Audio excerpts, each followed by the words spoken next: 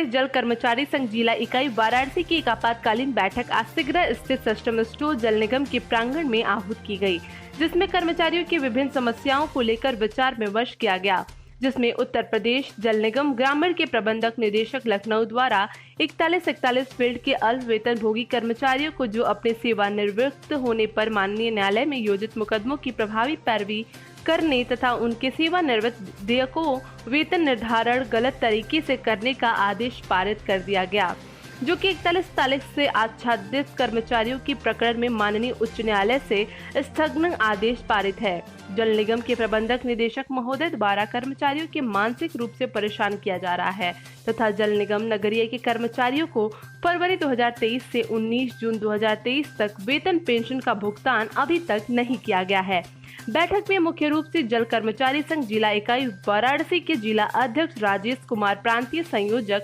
संतोष मिश्रा, राजेंद्र, राहुल, अरुण, सोहन, सुरेंद्र सिंह, हैदर अली, महेंद्र पांडे, विजय इत्यादि लोग उपस्थित रहे। प्राइवेट कंपनियों के दबाव में जल निगम के वास्तविक स्वरूप को डैमेज करने की एक बहुत सोची समझी रणनीति है,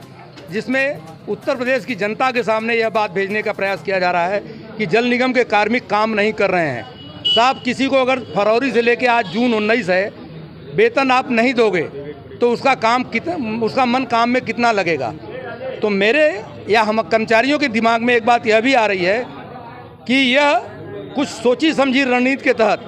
हमको प्रदेश की जनता के सामने बदनाम और अकर्मण्य सिद्ध किए जाने की एक कार्रवाई है। देखिए, सर्वप्रथम तो हम लोग नेता है नहीं, कर्मचारी हैं और हम अपने परिवार के साथ एक अपनी आपसी विचार विमर्श किया गया है। जो जल निगम के हमारे IAS ऑफिसर साहब ने हिटलरशाही आदेश जारी किया है उन्होंने, जबकि मामला न्यायालय में विचाराधीन है और स्थगन आदेश भी है उस पर, लेकिन बेवजह हम लोगों को सिर्फ मानसिक रूप से परेशान करने का काम किया जा रहा है। और जैसा कि अभी हमारे बड़े भाई साहब ने आपको अवगत भी कराया, और हम लोग शांतिपूर्वक तरीके से अपनी बातों को अपने बीच में रखे हैं और रणनीति बना करके न्यायालय के द्वारा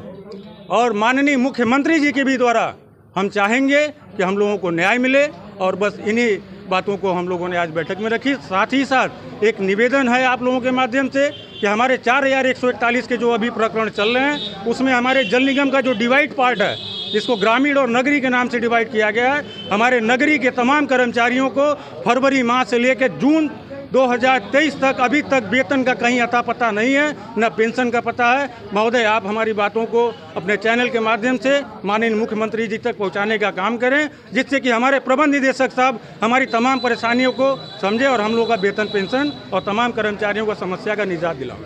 यहाँ कोई धरना नहीं है, यहाँ एक बैठक है, उन कर्मचारियों की बैठक है जो 41 से 41 के सूची में जल निगम में रेगुलर किए गए। जल निगम में जो लोग रेगुलर किए गए 41 से 41 की सूची में, उनको 91, 92, 93 और 94 के वर्ष से रेगुलर माना जा रहा था। जल निगम ने उस समय से इनको रेगुलर किया था और तब से उनका वेतन निर्धारण करके उनको वेतन और पेंशनरी लाभ दे भी रहा था। 2020 में एक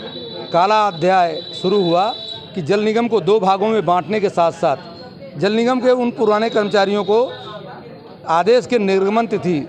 26/4/2011 से रेगुलर माना जाने लगा। इसको लेकर के, इस काले अध्याय को लेकर के, काले आदेश को लेकर के जल निगम कर्मचारी गए न्यायालय में। माननीय उच्च न्यायालय ने उस आदेश पर अभी विचार के लिए स्थगित कर दिया उस आदेश को। इस स्थगन आदेश के पश्चात हमारे कर्मचारियों को पूरा वेतन मिलने लगा और अभी 6/6/2023 को एक आदेश और एक इस तरह का परिपत्र जारी हुआ कि इनको पुराने वेतनमान न दे करके 26/4/2011 से रेगुलर मानते हुए नए वेतन क्रम में नए वेतन के हिसाब से गणना करके इनको सेवानिवृत्त किया जाए और सेवानिवृत्ति का लाभ और पेंशन दिए जाए। यह एकदम से माननीय उच्च न्यायालय की अवमानना और कर्मचारियों के प्रति अन्याय है, अत्याचार है। इस अत्याचार पर आज की बैठक करके हम लोग यह तय करना चाहते हैं कि हम माननीय न्यायालय, जो इस समय ग्रीष्मावकाश में बंद चल रहा है, उसका सहारा भी नहीं ले पा रहे हैं और विधिक रूप से अपनी बात नहीं पहुंचा पा रहे हैं माननीय मुख्यमंत्री तक, तो माननीय मुख्यमंत्री जी के सामने और अपने प्रबंध निदेशक और अपने